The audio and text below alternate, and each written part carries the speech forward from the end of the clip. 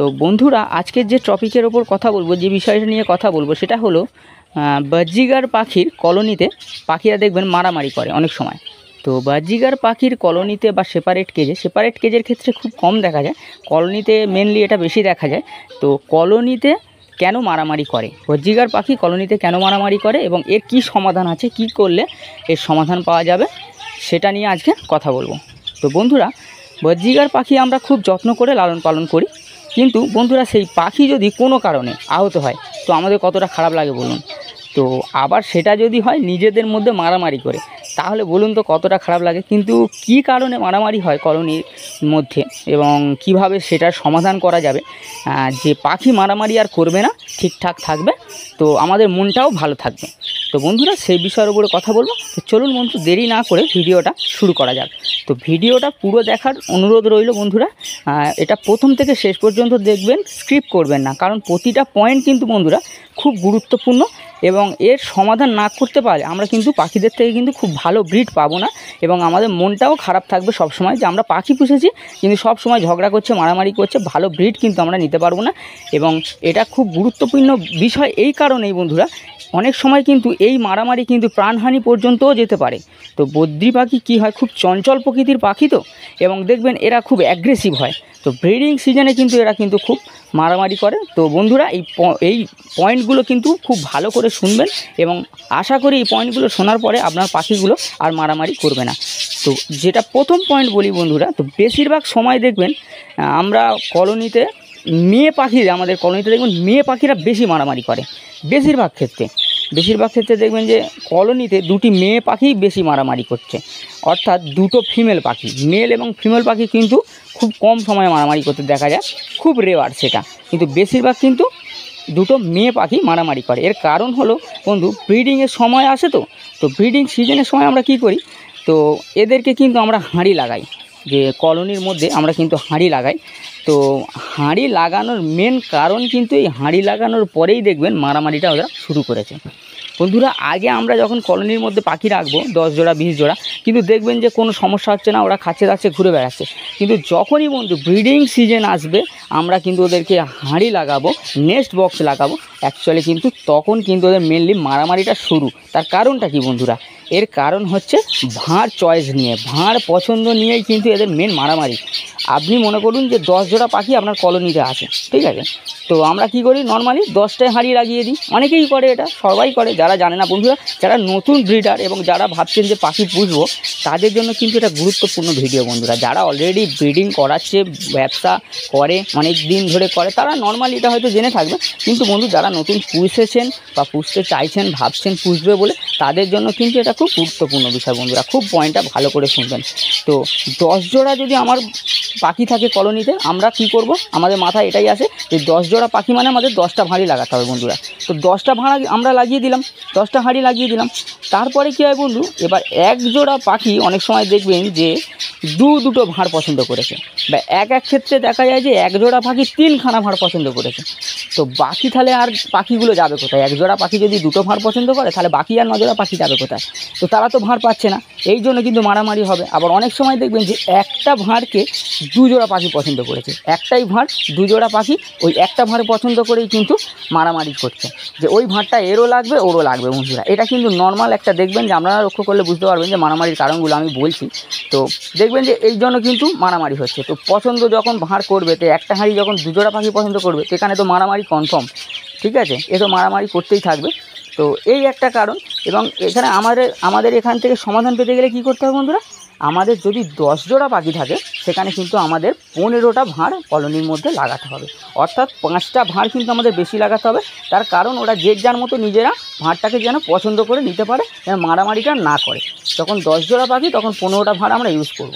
তো তাহলে ওরা দেখবেন যে যে যার মতো ভাঁড় পছন্দ করে নিয়ে নেবে, মারামারিটা অনেকটা কমে যাবে। আবার অনেক সময় দেখবেন যে আমরা নর্মালি কী করি, ভাঁড়গুলো অনেকেরই আমি দেখেছি, অনেকের কলোনিতেই আমি দেখেছি যে ভাঁড়গুলো দেখবেন খুব কাছাকাছি লাগানো আছে। অনেক সময় তো ভাঁড়গুলো পাশাপাশি একদম লাইন দিয়ে সাজিয়ে কলোনির মধ্যে লাগানো থাকে বন্ধুরা। তো এটা কিন্তু একটা ভুল ধারণা, এটা কিন্তু একটা ভুল পদ্ধতি। আপনারা ভাঁড়টা কিন্তু পাশাপাশি বন্ধুরা লাগাবেন না, ভাঁড়টা লাগাবেন মিনিমাম অন্তত যেন 1 ফুট গ্যাপে ভাঁড় লাগানো থাকে বন্ধুরা, তবেই কিন্তু মারামারির থেকে আপনি রেহাই পেতে পারবেন। ভাঁড়টা পাশাপাশি কাছাকাছি লাগাবেন না, ভাঁড়টা আপনি লাগাবেন মিনিমাম বা 1 ফুট অন্তর কিন্তু আপনারা ভাঁড়টা সাজিয়ে দেবেন পাখির ঘরে। দেখবেন যে মারামারিটা অনেকটা কমে যাবে। ওরা কাছাকাছি থাকলেই কিন্তু মারামারিটা বেশি করে। তো আপনি দূরে দূরে একটু ভাঁড়গুলো লাগানোর চেষ্টা করবেন, দেখবেন মারামারিটা অনেকটা কমে যাবে। অন্তত 1 ফুট গ্যাপে আপনারা ভাঁড়টা লাগাবেন। এবং দেখবেন এর পরেও যদি মারামারি হয় বন্ধুরা, এর পরেও যদি মারামারি হয় তাহলে কিন্তু আপনাকে কি করতে হবে, জোড়াটাকে চিহ্নিত করতে হবে, জোড়া দুটোকে ঠিকভাবে লক্ষ্য করে বাছতে হবে। বাছার পরে কিন্তু ওকে আলাদা করে দিতে হবে সেপারেট কেজে। যেহেতু এক জোড়া পাখির জন্য পুরো কলোনিটাই কিন্তু আপনার ডিস্টার্বে থেকে যাবে, ঠিক আছে বন্ধু। তাহলে সেখানে কিন্তু যদি ওই উপায়গুলো না হয়, আশা করি বন্ধুরা ওই উপায়গুলোতে কাজ হয়ে যাবে। এবং তারপরেও যদি না হয়, কিছু কিছু পাখির ক্ষেত্রে আমরা দেখেছি খুব অ্যাগ্রেসিভ, মানে ওর সব ভাঁড়ই লাগবে বন্ধুরা। মানে যত কটা কলোনির ভাঁড় আছে ও এখান থেকে সেখানে যাচ্ছে, সেখান থেকে ওখানে যাচ্ছে, মানে ওর সব ভাঁড় দরকার। তো ওরকম পাখি হলে কিন্তু ওকে কিন্তু আলাদা করতে হবে। আর একটা ভালো পয়েন্ট বলি বন্ধুরা, ওই ধরনের পাখি কিন্তু খুব ভালো বাচ্চা মানুষ করতে পারে বন্ধুরা। আমি প্র্যাকটিক্যালি করে দেখেছি, ওরা খুব ভালো ব্রিডার হয়, খুব ভালো ব্রিডিং করাতে পারে বাচ্চাকে, খুব খুব মানুষ করতে পারে। ওই ধরনের পাখি বন্ধু আপনি সেপারেট কেজে দিয়ে ব্রিড করিয়ে দেখবেন খুব ভালো রেজাল্ট করে ওরা, যারা অ্যাগ্রেসিভ হয় ওই পাখিগুলো বন্ধুরা।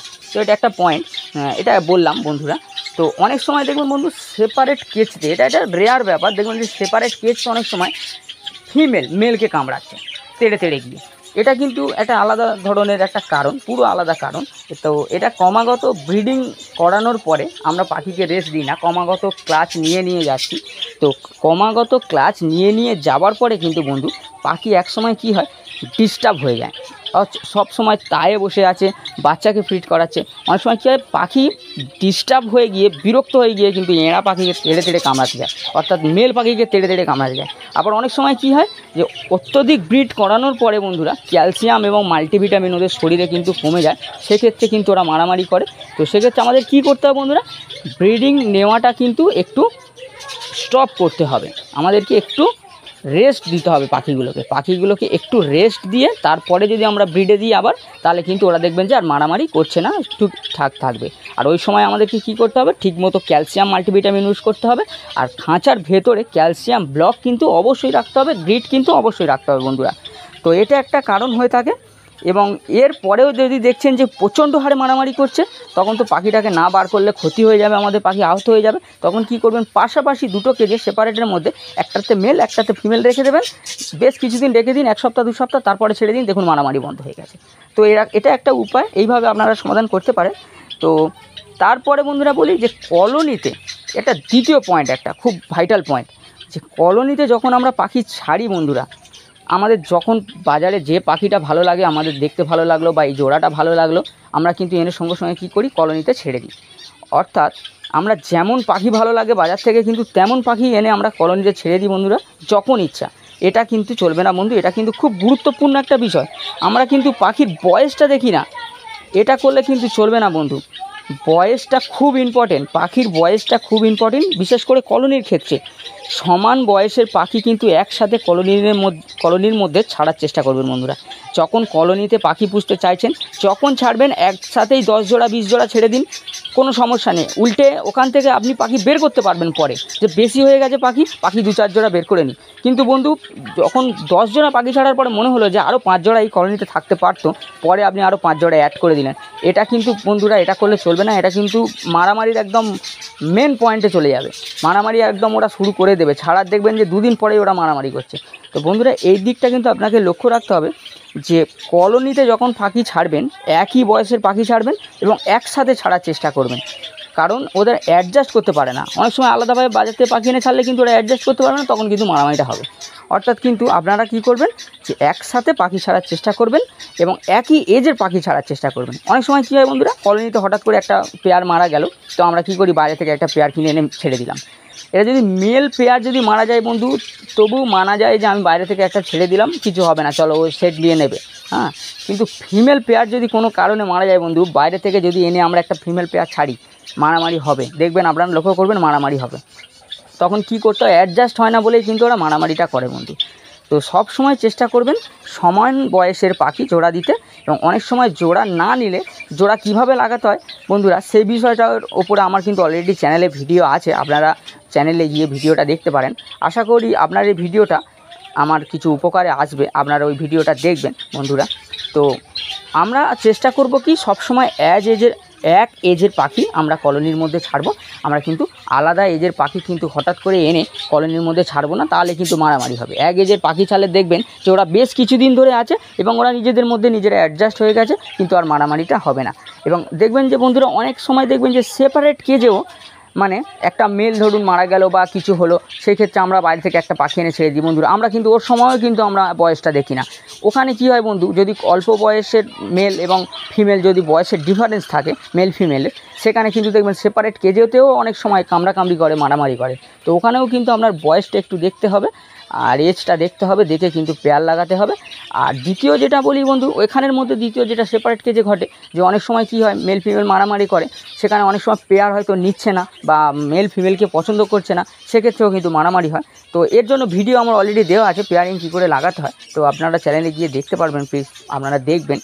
তো আশা করি বন্ধুরা যে আপনাদের এই ভিডিওটা খুব উপকারে আসবে। তো যদি এই ভিডিওটা ভালো লাগে একটা লাইক করবেন, হ্যাঁ, চ্যানেলে যদি নতুন এসে থাকেন তাহলে চ্যানেলটাতে সাবস্ক্রাইব করবেন, প্লিজ সাবস্ক্রাইব করে দেবেন। আর পাশে থাকা বেল আইকনটা টিপে দেবেন, যাতে আমি যদি নতুন কোনো ভিডিও ইউটিউবে আপলোড করি তো আপনাদের কাছে নোটিফিকেশান পৌঁছে যাবে, আপনারা ভিডিওটা দেখতে পারবেন। তো আজকের এই পর্যন্ত বলা ছিল বন্ধুরা, আমার অভিজ্ঞতা আজকে শেয়ার করলাম আপনাদের সাথে, প্র্যাকটিক্যালি অভিজ্ঞতা।